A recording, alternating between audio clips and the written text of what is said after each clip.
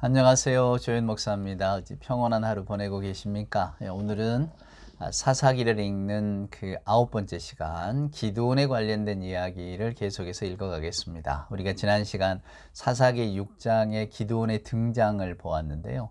기드온이 그 자기 집들 뒤에 있는 바알과 아세라 상을 무너뜨리는 장면, 이 장면을 보다가 마쳤거든요. 계속해서 그 이후 이야기로 한번 읽어가 보도록 하겠습니다. 자. 사사기 6장입니다. 27절부터 한번 다시 읽어보겠습니다. 이에 기드온이 종 10사람을 데리고 여호와께서 그에게 말씀하신 대로 행하되 그의 아버지의 가문과 그 성읍 사람들을 두려워하므로 그 이 일을 감히 낮에 행하지 못하고 밤에 행하니라. 그 성읍 사람들이 아침에 일찍 일어나 본즉 바알의 제단이 파괴되었으며 그 곁에 아세라가 찍혔고 새로 쌓은 제단 위에 그 둘째 수소를 드렸느니라. 서로 물어 이르되 이것이 누구의 소행인가 하고 그들이 캐어 물은 후에 이르되 요아스의 아들 기드온이 이를 행하였도다 하고 성읍 사람들이 요아스에게 이르되 내 아들을 끌어내라. 그는 당연히 죽을지니 이는 바알의 제단을 파괴하고 그 곁에 아세라를 찍었음이니라 하니. 자, 여러분 지금 이 일이 이스라엘의 가문에서 벌어지고 있는 일입니다. 므낫세 지파라고 그랬죠. 므낫세 가문에서 일어나고 있는 일이에요. 자, 므낫세가 점령한 마을, 므낫세가 살고 있는 그 마을에 바알과 아세라 상이 있었는데, 자, 그것을 찍어 없앴다고 지금 사람들이 모여든 겁니다. 그러니까 벌써 이미 이스라엘 사람들의 신앙 속에 하나님보다 바알과 아세라를 더 중시 여기는 마음이 들어온 거죠. 그러니까 하나님께서는 분명히 모세를 통해서도 다른 신을 섬기지 말라고 이야기하셨는데, 즉 이방의 신들에 대한 어떤 조그만한 여지도 용납하지 말라고 말씀을 하셨는데, 그러나 오늘 이스라엘 사람들, 요단강을 건너서 가나안 땅에 정착한 이스라엘 사람들의 영적인 생활은 이미 하나님뿐만 아니라 바알과 아세라를 그들의 신으로 섬기는데 부족함이 없었다 그 말입니다. 그래서 기드온이 찍어버린 바알과 아세라 상을 두고 지금 소동이 일어난 겁니다. 근데 이 사람들이 중요한 것은 무엇이냐면 어쩌다 우리가 섬기는 바알과 아세라가 저지경이 되었는가가 아니라 누가 이런 일을 행했느냐는 거예요. 누가. 그러니까 부정탈까봐, 우리에게 해코지를 할까봐, 바알과 아세라가 우리에게 해코지를 할까봐 두려워하는 마음 속에서 오늘 이런 일을 누가 행했을까라고 하는 것을 묻습니다. 그러니까 옛적에 우리도 그랬지만은 전통신앙이 애군을 막아보자는 거잖아요. 예, 마을 입구에 세워놓는 장승이라든가 또 솥대, 제가 강릉에 근무할 때 보니까 솥대 같은 게 강릉 쪽에 유명하던데, 예, 그 나무로 만든 조형물입니다. 맨 위에 그 새가 있어요. 그래서 이렇게 그게 일종의 여러분 전염병을 막고 이 땅에 이방인이 들어오는 걸 막는 겁니다. 결국 그 뭐냐면 두려움이 있는 거예요. 역병이라든가 전쟁이라든가 이런 두려움, 그런 것들이 마을에 들어오면 마을이 초토화가 된다. 아무 그 방책이 없잖아요. 그것을 막기 위한 겁니다. 그러니까 뭐 천하대장군, 지하여장군, 마을어귀의 장승, 뭐 성황당 이런 것들이 결국 다 액땜하고자 하는 거거든요. 애군이 못 오게, 즉 우리가 어려움을 당하지 않게 해주세요. 예기치 않은 횡액을 우리가 당하지 않게 해주세요. 뭐 이런 의미를 담고 있거든요. 그러니까 오늘 바알과 아세라가 단이 깨진 걸 보고 오늘 므낫세 지파 사람들이 모여서 웅성대는 것이, 야 이거 우리 큰일 났다, 우리가 바알과 아세라의 미움을 사면 어떡하나, 이런 생각이 든 겁니다. 그래서 얼른 이런 짓을 행한 자를 찾아야 한다. 뭐 여러분 종을 10명이나 데리고 와서 혁파했는데 왜 소문이 안 났겠습니까? 바로 이 요아스의 아들 기드온이 했다는 소문이 퍼진 거예요. 그래서 이제 기드온을 잡아온 겁니다. 그리고 그 아버지를 압박하는 거예요. 네 아들이 이런 엄청난 일을 저질렀으니 이제 네 아들에게 이 책임을 물어라. 그러지 않으면 우리가 묻겠다. 지금 이렇게 말한 겁니다. 협박이죠. 결국 기드온을 죽이라는 이야기입니다. 자, 그 다음 구절 한번 보겠습니다. 자, 31절입니다. 요아스가 자기를 둘러선 모든 자에게 이르되 너희가 바알을 위하여 다투느냐? 너희가 바알을 구원하겠느냐? 그를 위하여 다투는 자는 아침까지 죽임을 당하리라. 바알이 과연 신일진데 그의 제단을 파괴하였은지 그가 자신을 위해 다툴 것이니라 하니라. 무슨 이야기입니까? 예. 너희가 바알 신의 편을 드느냐? 지금 이제 요아스가 이렇게 나오는 겁니다. 그리고는 만약에 그가 진짜 신이라면 자기 제단을 혁파한 자를 내버려 두겠느냐? 그는 바알의 손에 죽임을 당할 것이다. 이렇게 이야기를 했단 말이에요. 그냥 말에 빗장을 친 거죠. 자, 32절에 보세요. 그날에 기드온을 여룻바알이라 불렀으니 이는 그가 바알의 제단을 파괴하였으므로 바알이 그와 더불어 다툴 것임이라 하였더라. 원래 여러분 그 기드온이라고 하는 이름 자체가 이게 자르다라는 뜻입니다. 근데 오늘 여룻바알, 바알과 다퉜다는 이야기거든요. 그러니까 바알과 싸우는 사람이라는 뜻입니다. 기가 막힌 이름이죠. 기가 막힌 이름입니다. 예. 여룻바알이라고 하는 이름을 얻었습니다. 바알과 다투는 사람, 혹은 바알을 자르는 사람, 바알을 깨뜨리는 사람. 예. 어떻습니까? 그러나 오늘 기드온에게 어떤 해가 끼쳤나요? 전혀 끼치지를 않았죠. 그래서 아마도 므낫세 지파 사람들은 야, 저 사람은 바알과 더불어 싸워 이긴 사람이다. 이런 생각까지도 아마도 갖게 되었을 것입니다. 자, 이렇게 짧은 해프닝 하나가 끝났어요. 자, 그 다음에 33절입니다. 그때에 미디안과 아말렉과 동방 사람들이 다 모여 요단강을 건너와서 이스라엘 골짜기에 진을 친지라. 여호와의 영이 기드온에게 임하시니 기드온이 나팔을 불매 아비에셀이 그의 뒤를 따라 부름을 받았더라. 기드온이 또 사자들을 온 므낫세에 두루 보내매 그들도 모여서 그를 따르고 또 사자들을 아셀과 스불론과 납달리에 보내매 그 무리도 올라와 그를 영접하더라. 예, 자 이제 전쟁이 벌어졌습니다. 오늘 여기 보니까 미디안, 아말렉, 동방 사람들, 그러니까 몇몇 부족들이 연합을 해서 이스라엘, 특별히 므낫세가 점령하고 있는 땅, 또 그 연관되어져 있는 땅을 아마 침략을 했던 모양입니다. 자, 기드온이 이제 사람들을 모읍니다. 먼저는 자기 고향 사람들을 모으겠죠. 므낫세 사람들 같이 다 호응을 했습니다. 근데 생각지 않게도 여기 보니까 아셀, 스불론, 납달리, 예, 이런 지파들이 합류를 해주는 겁니다. 기드온이 용기가 났겠죠. 자, 36절입니다. 자, 기드온이 하나님께 여쭈되 주께서 이미 말씀하신 같이 내 손으로 이스라엘을 구원하시려거든 보소서 내가 양털 한 뭉치를 타작만하게 두리니 만약 이슬이 양털에만 있고 주변 땅은 마르면 주께서 이미 말씀하신 같이 내 손으로 이스라엘을 구원하실 줄을 내가 알겠나이다 하였더니 예, 감히 또 기드온이 옛 버릇을 버리지 못합니다. 그게 뭡니까? 하나님을 의심하는 겁니다. 분명히 하나님의 사자를 만났습니다. 하나님의 신탁도 들었습니다. 그럼에도 불구하고 그는 믿지 못했습니다. 그래서 그는 한 번 더 확인하고 싶었어요. 이것을 뭐 기드온이 성격이 그러니까 그랬겠죠. 돌다리도 두드려보고 건너는 굉장히 소심했던 사람 나오잖아요. 그냥 그런 사람이니까 마땅히 이럴 법합니다. 라고 말씀하실 수도 있을 것 같습니다. 예, 그러나 여러분 기드온은 이스라엘의 사사로 부름받은 사람이고 사사가 가진 믿음은 이래서는 안 됩니다. 하나님의 말씀을 한번 들었으면 거기에 순종해야 되는데 오늘 기드온은 또다시 하나님의 말씀에 의심을 품고 하나님을 시험하려고 합니다. 분명히 시험이라고 하는 단어를 썼다는 걸 기억하세요. 자, 어떻게 시험합니까? 양털을 가져옵니다. 양털을 가져와서 하나님 앞에 기도를 합니다. 이슬이 양털에만 있게 해주세요. 주변 땅은 마르게 해주세요. 그러니까 거기만 집중적으로 이슬이 있게 해달라는 거죠. 그러면 나를 들어 이스라엘을 구원하시겠다고 하는 아버지 하나님의 계획에 제가 기꺼이 동참하겠습니다. 이렇게 조건을 달고 있습니다. 자, 그런데 우리 하나님 보세요. 40절 보니까 38절 보세요. 그대로 된지라 이튿날 기드온이 아침에 일찍 일어나서 양털을 가져다가 그 양털에서 이슬을 짜니 물에 그릇이 가득하였더라. 무슨 이야기입니까? 그대로 들어주셨다는 거. 양털에만 이슬이 내리게 했습니다. 자, 여기서 끝났으면 얼마나 좋았을까? 기드온을 한 발짝 더 나갑니다. 39절입니다. 기드온이 또 하나님께 여쭈되 주여 내게 노하지 마옵소서. 예, 분명히 주께서 노할 거라고 생각을 했겠죠. 근데 이런 시험을 왜 할까요, 여러분? 우리 이런 말 하잖아요. 내가 굳이 이런 말까지는 안 하려고 했는데 라고 하면서 하잖아요. 하지 않으려고 하는 말 안 하는 게 좋습니다. 예. 흔히 갈등 상황 속에서는 이렇게 내가 뱉어놓으면 시원할 것 같은 말은 안 하는 게 낫다고 사람들이 말을 합니다. 맞는 말입니다. 우리는 왜 여러분, 저도 그렇고 여러분도 그렇고 아마 대부분 이런 경험은 있으실 겁니다.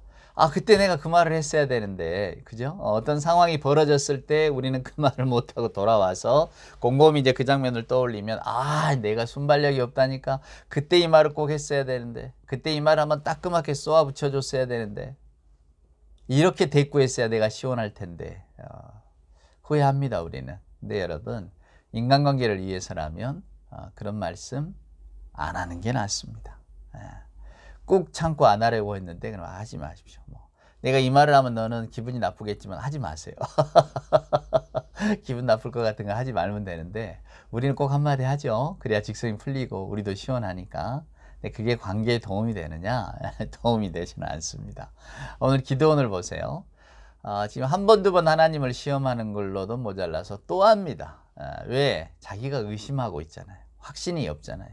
하나님의 말씀만 믿고 나가기에는 자기 목숨을 담보하고 나가야 되는데 두려운 겁니다. 그래서 또 확인하고 또 확인하는 겁니다. 뭐라고 확인합니까? 자, 39절 중반절에 보면 내가 이번만 말하리이다. 구하옵나니 내게 이번만 양털로 시험하게 하소서. 원하건대 양털만 마르고 주변 땅에는 다 이슬이 있게 하옵소서.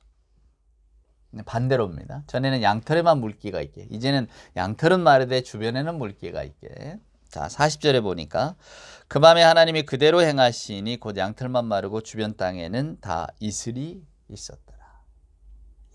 하나님이 그의 이런 엉터리 같은 기도에도 응답을 주십니다. 여러분 기억하세요. 하나님은 우리를 시험하는 분이 아니세요. 오히려 우리가 하나님을 시험합니다. 저나 여러분은 인생 예의치 않은 일을 만나면 왜 하나님이 나를 시험하실까라고 하면서 때때로는 하나님을 원망하기도 하고 하여간 불편한 마음을 가질 때가 많습니다. 성경은 분명 시험하지 않는다 하셨는데 우리가 이런 이제 의문을 갖게 되는 거죠. 근데 오늘 성경을 읽어보면 기드온이 하나님을 시험합니다. 우리의 욕심대로 이루어지지 않았다고 하나님이 내 말씀을 들어주지 않으셨다. 우리의 어떤 그 신앙의 기본이 여기에만 머무른다면 우리는 그저 하나님이 아니라 무속신을, 나만 잘되게 해달라고 하는 무속신을 하나님의 이름으로 섬기고 있는지도 모르죠. 문제는 여기서 출발합니다. 기드온이 바알과 아세라상을 찍어버린 것도 밤에 했고 두렵잖아요. 또 숨었단 말이에요. 당장 안 드러났어요. 사람들이 그러나 기드온을 잡아 올리라 라고 했을 때에 그의 아버지의 기지로 이제 기드온이 그 자리를 모면하게 되는 거죠. 아버지가 이렇게 말하잖아요. 너희가 바알 편을 드느냐고. 바알이 진짜 신이라면 자기 찍은 그 인간을 가만 놔두겠냐고. 그러니까 바알 신에게 복수는 맡겨라. 뭐 이런 식이거든요. 신이 위대하다면 가만 놔둘 리가 없지 않느냐. 위기를 모면했습니다. 자, 그리고 이제 미디안과 아말렉과 동방 사람들이 쳐들어온 전쟁 이야기가 시작이 되는데, 자, 어찌됐건 기드온은 이렇게 계속 하나님을 시험합니다. 그러나 우리 하나님은 40절에 보신 것처럼 그 밤에 하나님이 그대로 행하시매, 그대로 행해 준단 말이에요. 마치 어린아이가 아빠에게 아빠 씨름해요, 내가 아빠 이길 수 있어요 라고 하면 아빠가 씨름에 응하면서 또 져주기까지 하잖아요. 힘이 딸려서 질 리는 없죠. 아들에게 지는 아버지가 어디 있습니까? 근데 져줍니다. 왜 져줍니까? 아들의 용기를 위해서, 아들의 기분을 위해서, 아들의 어떤 유쾌하고 즐거운 인생을 기원하면서 기꺼이 씨름에 져주잖아요. 아이에게 어떤 그 자부심도 주고 자신감도 주고. 자, 우리 하나님은 어떤 분이실까? 이렇지는 않겠죠. 하지만 끊임없이 그가 택한 자의 이야기를 들어주십니다. 왜?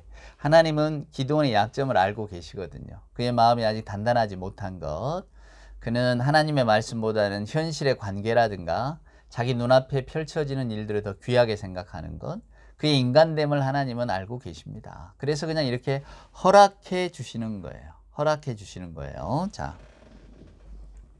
7장입니다. 여룻바알이라고 하는 기드온과 그를 따르는 모든 백성이 일찍 일어나 하룻샘 곁에 진을 쳤고 미디안의 진영은 그들의 북쪽이요 모레산 앞 골짜기에 있었더라. 자, 여호와께서 기드온에게 이르시되 너를 따르는 백성이 너무 많은즉 내가 그들의 손에 미디안 사람을 넘겨주지 아니하리니 이는 이스라엘 자손이 나를 거스려 스스로 자랑하기를 내 손이 나를 구원하였다 할까 함이니라. 자, 무슨 이야기입니까? 하나님께서 기드온에게 이야기를 하십니다. 자, 이제 전쟁의 때가 됐다는 거예요. 나가서 물리쳐라. 임마누엘, 내가 너와 함께 하겠다. 단 조건이 있다. 수가 너무 많아. 수를 줄여야 돼. 여러분 전쟁이란 다다익선 아닙니까? 싸울 군사가 많아지면 더 든든해지는 거죠. 근데 왜 하나님께서는 오늘 기드온에게 너 군대 숫자가 너무 많은데 그 군대 숫자를 줄여야 되겠다 이렇게 생각했을까요? 예? 오늘 성경 말씀에 그 답이 나와 있습니다. 하반절에 보세요. 이스라엘이 나를 거스려 스스로 자랑하기를 내 손이 나를 구원하였다 할까 함이니라. 즉 자기들이 잘나서 이겼다 이렇게 할까봐 군대의 숫자를 줄이자 하나님 이러신 겁니다. 돌아가라 그래요. 돌아가라 그러니까 처음에 3절에 보면 돌아간 자가 2,000명이요 남은 자가 10,000명이었더라. 2,000명 돌아가고 10,000명이 남아 있어요. 4절에 보니까 여호와께서 또 기드온에게 이르시되 백성이 아직도 많으니 그들을 인도하여 물가로 내려가라. 거기서 내가 너를 위하여 그들을 시험하리라. 내가 누구를 가리켜 내게 이르기를 이 사람이 너와 함께 가리라 하면 그는 너와 함께 갈 것이요 내가 누구를 가리켜 내게 이르기를 이 사람은 너와 함께 가지 말 것이니라 하면 그는 가지 말 것이니라 하시니라. 자, 무슨 이야기입니까? 하나님께서 필요한 백성, 군사를 선택해 주시겠다는 거예요. 됐다. 군사로 써라. 그러면 그 사람 쓰면 된다고 분명히 기드온에게 이야기를 해 주셨습니다. 자, 기드온이 이 말씀을 들었어요. 그리고는 백성을 데리고 물가로 내려갔습니다. 물을 먹게 했어요. 자, 어떻게 됩니까? 우리 이 장면 너무나 잘 알죠? 5절에 하반절에 보면 누구든지 개가 핥는 것 같이 혀로 물을 핥는 자들을 너는 따로 세우고 누구든지 무릎을 꿇고 마시는 자들도 그와 같이 하라 하시더니 손으로 움켜 입에 대고 핥은 자의 수는 300명이요 그 외의 백성은 다 무릎을 꿇고 물을 마신지라. 300명을 구하는 장면이 나옵니다. 물 먹는 시험이에요. 이제 여러분과 제가 말씀을 읽으면서 오해하지 마실 것은 저도 어려서 주일학교 때 신나게 들었던 기도원 이야기는 이제 물을 먹으면서 사람들을 선택을 하는데 하나님께서 이렇게 보실 때 어떤 사람을 선택했느냐? 자, 물이 있습니다. 목이 말라요. 그래서 그냥 고개를 쳐박고 이렇게 먹는 사람을 선택해냈느냐? 아니면 주변을 보면서 손으로 움켜쥐고 이렇게 먹는 사람을 뽑았느냐 하는 겁니다. 그래서 경계태세를 누그리지 않는 그 300명을 택해라. 아무리 군대의 숫자가 많아도 정예 군사, 훈련되지 않는 군사는 필요 없다. 그래서 기드온에게 그런 군사들을 주신 것이다. 이렇게 생각하기가 쉽거든요. 근데 기드온의 300용사 이렇게 이야기가 나오잖아요. 근데 사사기를 쭉 읽어보면 말씀드렸잖아요. 하나님은 또 창세기 사사기 기자는 결코 인간을 높이고자 하는 무언가 영웅을 만들어서 우리가 그 사람을 따라갑시다. 또 그 영웅을 중심으로 모입시다. 이런 사람 중심의 이야기를 우리에게 절대 들려주고 있지 않습니다. 오직 성경 기자가 관심 있는 것은 하나님의 뜻이에요. 그러니까 이 사람이 어떤 사람이든지 별로 크게 관심을 기울이지 않는다 그 말입니다. 자, 그러니까 하나님께서 그러면 300명을 택하신 이유도 자명해지지 않습니까? 우리는 그동안에 우리라고 해서 죄송합니다. 저는 어려서 싸움 잘하는 최고 용맹가는 군사들을 뽑았구나 생각했어요. 경계태세를 누그러뜨리지 않고 항상 언제라도 준비할 태세가 되어 있는, 전쟁할 준비 태세가 되어 있는 사람. 근데 여러분 성경은 사람 보고 뽑지 않잖아요. 우리가 그거 너무 잘 알고 있잖아요. 그러니까 결국 300명이라고 하는 숫자는 하나님께서 구분짓기 좋은 숫자였다 그 말이에요.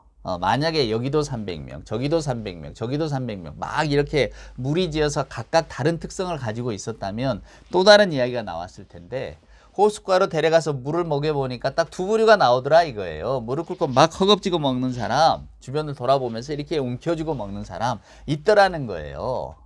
자, 그래서 하나님께서 그 두 부류를 딱 갈라놓으셨습니다. 그랬더니 공교롭게도 970대, 9,700대 300이 된 거예요. 그런 겁니다, 여러분. 다른 게 아니에요. 그러니까 하나님께서는 그 적은 숫자를 택하신 거예요. 왜? 나와 있잖아요.